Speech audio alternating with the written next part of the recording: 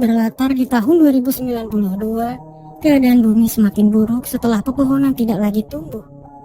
Polusi udara yang memburuk membuat manusia semakin sulit untuk bertahan hidup. Perusahaan raksasa yang disebut UTS membangun rumah orbit baru bagi manusia. Orang kaya yang bisa membeli tiket diperbolehkan untuk tinggal, sementara sisanya tersiksa dengan keadaan bumi yang semakin parah. Mereka yang bertahan di bumi melakukan berbagai cara untuk menyambung kehidupan. Salah satunya bekerja sebagai pembersih sampah luar angkasa yang dikenal dengan sebutan Space Sweepers. Itulah yang selama ini dilakukan oleh Taeho, seorang pemuda asal Korea yang kebetulan tidak memiliki hak untuk tinggal di UTS. Di suatu hari, Taeho turun ke bumi untuk mencari seseorang yang hilang pasca kecelakaan. Dia pergi ke distrik Los Angeles, tempat di mana sesuatu yang hilang akan dikumpulkan dan disimpan. Setibanya di sana, penjaga menunjukkan tubuh anak kecil dengan ciri-ciri yang dia minta pada sebuah peti. Namun sayangnya anak itu bukanlah seseorang yang dia cari selama ini. Taeho pun kembali keluar angkasa untuk melanjutkan pekerjaannya. Sementara itu, sekelompok reporter yang berasal dari bumi berkunjung ke distrik pemukiman UTS. Di sana mereka bertemu dengan Tuan James Sullivan, pendiri UTS yang kini berusia 150 tahun. Walau demikian, dia masih terlihat muda karena kemajuan teknologi yang dia ciptakan. Sullivan menceritakan misi UTS ke depannya untuk menjadikan planet Mars sebagai bumi baru yang nantinya disebut Eden. Dengan teknologi nanobot, pohon kehidupan yang disebut superplant dapat tumbuh dengan baik di sana. Dengan begitu, planet Mars akan layak untuk dihuni dan manusia bisa memulai kembali peradabannya. Dalam pertemuan itu, terdapat seorang reporter yang menuntut keadilan karena 95% populasi manusia masih tertinggal di bumi dengan kondisi yang semakin parah. Dia juga mempertanyakan jutaan sampah luar angkasa yang ditimbulkan UTS, yang dimana itu membahayakan para sweepers, bahkan penduduk bumi, karena bisa saja puing-puing itu masuk ke atmosfer dan terjatuh. Sementara itu di luar angkasa, Taeho tergabung ke dalam sebuah kelompok bernama Victory, yang terdiri dari 4 anggota termasuk dirinya. Mulai dari Kapten Jang sebagai pemimpin, Taeho sebagai pilot, Tiger Park sebagai teknisi mesin, dan sebuah robot bernama Babs yang bertugas menarik sampah dari luar pesawat. Pada dasarnya, mereka yang bekerja sebagai sweepers harus berlomba-lomba mencari sampah luar angkasa untuk ditukar dengan uang. Di saat sweepers lainnya bekerja sama menangkap bangkai pesawat, Taeho dan teman-temannya datang merebut pesawat itu untuk kemudian dijual di sebuah distrik penampungan. Taeho berhasil menjauhkan pesawat dari kejaran sweepers lain. Namun sayangnya dia lengah dan hampir saja menabrak distrik pemukiman UTS. Tidak sampai di situ, kelalaian tersebut membuat pesawat melaju kencang dan menabrak antena satelit yang sedang mengorbit. Pada akhirnya, mereka pun transit di sebuah distrik penampungan untuk menukar semua sampah yang telah mereka dapatkan. Namun, bangkai pesawat yang mereka dapat tidak bisa dijual karena harus dibongkar terlebih dahulu. Sialnya, mereka harus membayar denda karena sudah merusak antena satelit. Lebih parahnya lagi, bendahara mereka yang bernama Porky kabur, membawa semua uang yang telah mereka kumpulkan. Hidup mereka pun semakin sengsara. Suatu ketika, Taeho menemukan seorang anak kecil di dalam bangkai pesawat yang mereka dapatkan sebelumnya. Entah siapa dan dari mana asalnya, anak kecil itu nampaknya warga negara Korea. Tidak lama dari itu, sebuah berita muncul menjelaskan tentang hilangnya robot pemusnah massal yang bernama Dorothy yang diduga milik sekelompok teroris bernama Black Fox. Saat dia mati, ternyata anak itu adalah robot yang dimaksud. Pada akhirnya, Taeho dan teman-temannya berdiskusi dan mereka memutuskan untuk melaporkan Dorothy kepada polisi. Tidak lama dari itu, Taeho memeriksa koper dan tas ransel yang dia temukan di bangkai pesawat sebelumnya. Dia menemukan identitas Kang Hyun-woo yang sepertinya berkaitan dengan Dorothy. Merasa menemukan sebuah petunjuk, mereka pergi ke distrik pemukiman non-UTS. Sesampainya di sana, Taeho menjelaskan bahwa Black Fox dan Space Guard kini sedang mencari Dorothy.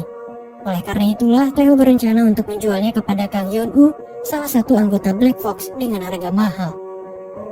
Dengan suara yang disamarkan, mereka melakukan negosiasi sebelum akhirnya sepakat untuk bertransaksi di distrik bisnis. Sementara itu, Dorothy yang tinggal di pesawat mulai menunjukkan kemampuannya saat menghidupkan pohon mati. Saat kembali ke pesawat, Taeho dan teman-temannya dengan kompak mendandani Dorothy supaya identitasnya tidak terungkap. Belum sempat mereka pergi, seorang polisi yang sebelumnya mereka hubungi datang. Dengan cepat mereka menyembunyikan Dorothy dan membuat alasan bahwa mereka telah keliru memanggil polisi.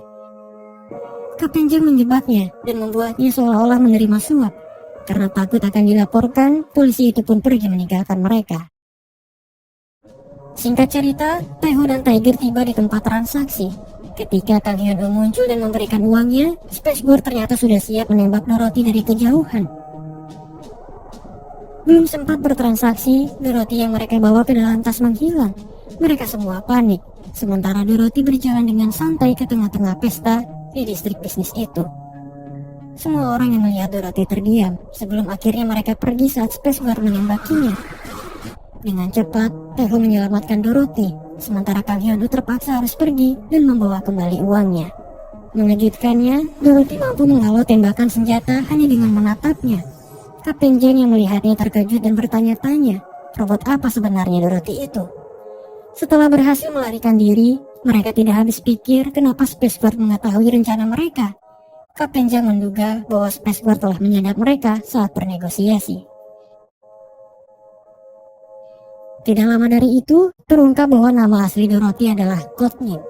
Kang Hyun-woo pernah menjelaskan bahwa Codename hanya akan meledak jika diberi perintah. Oleh karena itulah, para kru tidak lagi cemas berada di sisinya. Tidak lama dari itu, Codename dan Taeho memetik tomat yang sebelumnya dihidupkan. Setelah itu mereka menjualnya di hanggar pesawat. Orang-orang di sana sangat suka karena sudah lama tidak memakan makanan organik. Singkat cerita, para kru semakin dekat dengan Codename. Salah satunya adalah Babs yang banyak bercerita tentang kisah-kisah masa lalu. Mulai dari dirinya, dulunya dia adalah pasukan robot militer yang banyak melakukan peperangan. Kapten Jang menemukannya di pusat daur ulang lalu memperbaikinya. Kapten Jang sendiri dulunya adalah pelajar yang dilatih sebagai insinyur. Dia sangat pintar dan pandai membuat sesuatu. Paman Tiger, dia adalah pemimpin kartel narkoba yang punya cita-cita mulia, di mana uang penjualannya dia sumbangkan kepada anak-anak miskin yang ada di bumi. Yang terakhir Taeho, dulunya dia adalah komandan Space Guard pertama di UTS. Suatu ketika, Taeho menemukan bayi saat dia menyerang pesawat ilegal dan akhirnya merawat bayi tersebut. Bayi itu diberi nama Sunyi, yang ternyata tidak bisa mendengar. Dokter menjelaskan bahwa telinganya rusak karena suara yang sangat kencang. Menyadari itu adalah salahnya, Taeho menyesal dan dia tidak bisa menyakiti siapapun lagi sejak saat itu. Oleh karena itulah, UTS memecatnya karena tidak mematuhi perintah. Taeho jatuh miskin dan menjadi gelandangan. Di suatu waktu, kecelakaan di distrik pemukiman membuat Sunyi terlempar ke angkasa. Nahasnya Taeho tidak punya uang untuk menyewa jasa pencarian. Dan oleh karena itulah, dia selalu berusaha mencari uang sebanyak mungkin untuk mencari putrinya itu. Singkat cerita, Taeho mendapat panggilan dari Black Fox untuk melanjutkan transaksi mereka. Dan kali ini tempatnya di distrik pangkalan senjata. Tak berselang lama, ketika Codename pergi ke toilet umum, seorang pria bertopeng menculiknya. Semua kru panik dan mulai mengejar sumber teriakannya. Ketika Taeho menemukan Codename dan merebutnya, dia terkepung oleh penculik lain dengan kostum yang sama. Untunglah mereka semua bukan tandingannya Tiger.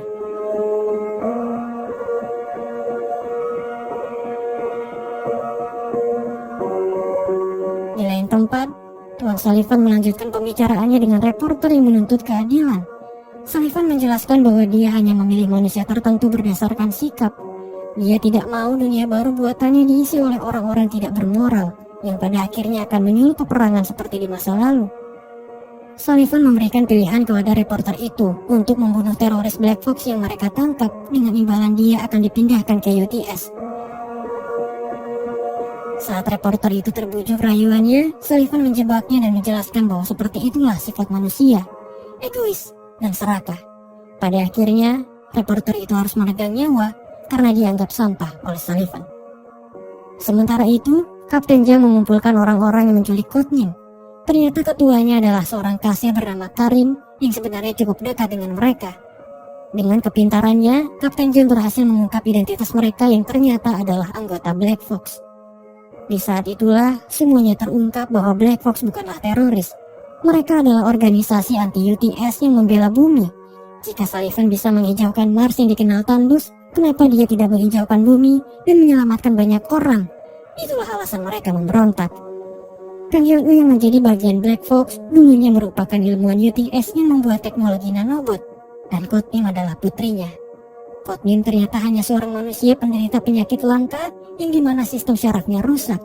Kang Hyun-woo memprogram nanobot itu dan menyuntikannya kepada Kotnim sebagai langkah terakhir untuk menyembuhkannya. Keajaiban yang tidak terduga adalah Kotnim bisa berinteraksi dan mengendalikan nanobot sesuka hatinya. Dengan kemampuan itulah, Kotnim bisa menyembuhkan tanaman berkat nanobot yang dia kendalikan. Selama ini, Sullivan berencana untuk menyingkirkan teknologi nanobot termasuk Kotnim dan ayahnya, supaya teknologi itu tidak bisa diciptakan lagi. Sullivan ingin dianggap sebagai Tuhan yang secara tunggal menciptakan planet baru di Mars. Nanobot Kotnim hanya bisa dihancurkan menggunakan bom hidrogen yang sangat panas. Oleh karena itulah, Sullivan sudah menyiapkan bom tersebut di distrik penampungan, yang dimana ledakan itu akan membuat distrik tersebut jatuh ke bumi dan memusnahkan semua umat manusia yang tersisa. Tidak lama dari itu, Space Guard di bawah perintah Sullivan datang ke distrik non-UTS untuk mencari Kotnim. Semuanya berpencar dan terjadi kejar-kejaran. Namun untungnya, kru Victory dan Kotnim bisa melarikan diri. Berbagai macam misil mengejar pesawat dan memaksa Taiho untuk melakukan manuver. Namun sayangnya dia tidak berhasil dan pesawat memasuki titik Lagrangian, sebuah pusat di mana puing-puing luar angkasa berkumpul karena tarikan gravitasi. Di area itu terdapat nanobot yang mulai menggerogoti pesawat. Namun untungnya Kotnim bisa mengendalikan nanobot itu dan menyelamatkan mereka semua.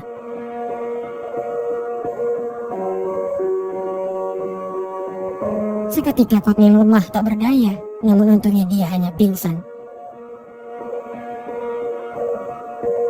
Sementara itu, Sullivan dengan tubuh artifisialnya mulai mengetahui identitas kru Victory dan aksinya saat menyelamatkan Kotnim. Untuk kedua kalinya, Kotnim gagal bertemu dengan sang ayah. Kru Victory berusaha merawat Kotnim sebaik mungkin. Tidak lama dari itu, Kari menghubungi mereka dan menentukan titik pertemuan baru dengan Kang Hyun-woo. Setibanya di distrik terbengkalai, mereka semua berkumpul dan Kotnim berhasil menemui ayahnya lagi. Semua orang sangat terharu dengan pertemuan itu, termasuk Taiho yang teringat dengan putri kecilnya Sunyi.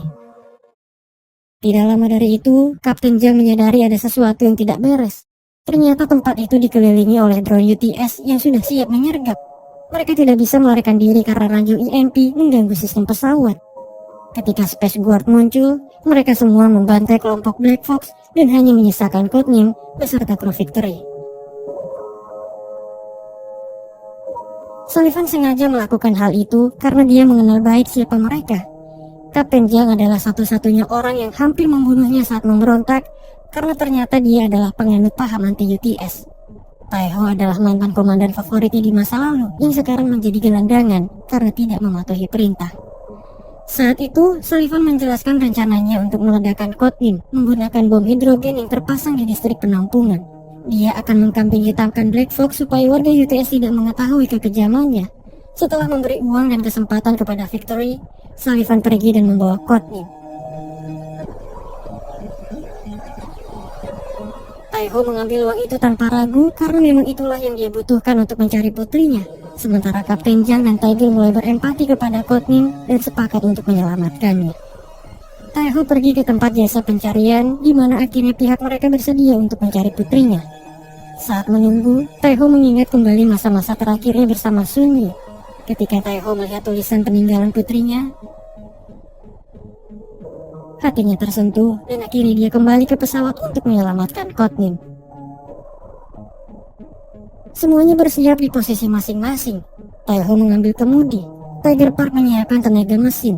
Babs dengan tombaknya bersiaga di luar pesawat. Sementara Kapten Jang mulai mengeluarkan senjata buatannya. Tanpa sadar, ternyata Space Guard sudah siap menembak pesawat mereka. Namun untungnya mereka masih bisa bertahan ketika misil pesawat mulai mengejar. Kapten Jang menembaki drone UTS dari belakang. Begitu juga dengan Babs yang mulai mengeluarkan ultimate powernya.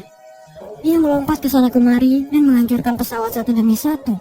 Tidak lama dari itu, Taiho melakukan manuver ekstrim untuk mengelabui misi yang terus mengejar. Setelah berhasil melakukannya, mereka pergi menuju tempat penampungan di mana bom hidrogen itu terpasang dan Courtney ditahan di sekitarnya. Mereka berhasil menemukan Courtney, namun sayangnya penyelamatan itu tidak berjalan lancar di mana bom tersebut tidak bisa dijinakkan karena akan meledak saat diretas. Itu artinya tempat tersebut akan tetap jatuh ke bumi, dan satu-satunya cara untuk menyelamatkan Courtney adalah membawanya sejauh mungkin. Tidak lama dari itu, seorang Space Guard nomor 1 datang menghadang dan mengalahkan mereka. Tiger bangkit dan melawannya sendiri untuk memberikan waktu kepada yang lain. Setelah menjebaknya dan membuat Space Guard itu melayang, Tiger dan yang lainnya berkumpul kembali. Kapten Jam menyiarkan siaran radio kepada Space Sweepers lain bahwasanya tempat penampungan akan jatuh ke bumi dan melenyapkan semua umat manusia. Karena tidak ada pilihan lain, mereka semua bersatu dan membantu Kapten Jam untuk melawan UTS. Mereka semua bertempur di luar angkasa. Di saat yang sama, penduduk UTS mulai mengetahui kejahatan Sullivan dari rekaman rencananya yang tersebar ke publik. Penduduk di sana yang tidak tahu apa-apa mulai mempertanyakan ketidakadilan tersebut. Di tengah-tengah peperangan itu, Sullivan yang marah karena rencananya dikacaukan datang mengejar pesawat Victory. Mereka mulai kewalahan ketika Sullivan merubah pesawatnya menjadi robot mematikan. Dia berusaha menangkap Courtney untuk menghancurkannya. Di tengah-tengah kekacauan itu, Babs menerima serangan cukup parah di mana tubuhnya terbelah dua. Ketika Sullivan berhasil membuka bagasi pesawat, dia terkejut karena ternyata bom hidrogen yang dia siapkan ada di dalam bagasi itu. Mengejutkannya, ternyata Courtney sedari awal tidak ada di pesawat tersebut karena dia sudah diserahkan kepada sweepers lainnya sebelum peperangan terjadi.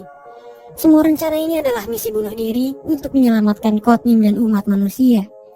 Setelah mereka cukup jauh, bom meledak menghanguskan Sullivan dan semuanya yang ada di sana. Ketika para sweepers lainnya berduka, Courtney mengeluarkan kekuatan nanobotnya dan membawa pesawat Victory kembali. Ternyata bom hidrogen sekalipun tidak bisa menghancurkan teknologi nanobot.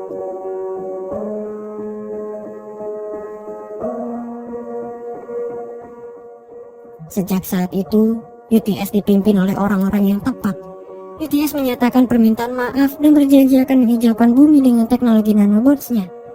Mereka juga berjanji akan menjaga perdamaian seluruh umat manusia. Tidak hanya itu, Space Sweepers yang ikut berjuang diberi kompensasi atas kerugian yang mereka terima. Termasuk Babs yang kini sudah menjalani cangkok kulit di tubuhnya dan menjadi cantik. Kru Victory akhirnya menemukan sosok Porky, bendahara yang sudah membawa kabur uang mereka. Setelah uangnya dikembalikan, keadaan finansial mereka pun membaik. Kabar baik lainnya, Courtney membantu Taiho untuk menemukan putrinya yang hilang. Mereka berdua dihubungkan melalui sebuah mesin. Courtney menggunakan kemampuan nanobotnya untuk membentuk koneksi telepati singkat antara dia dan putrinya. Saat mereka terhubung, Taiho berkesempatan untuk memeluk Sunyi dan mengucapkan selamat tinggal. Sunyi tidak terselamatkan karena dia terdampar di luar angkasa terlalu lama.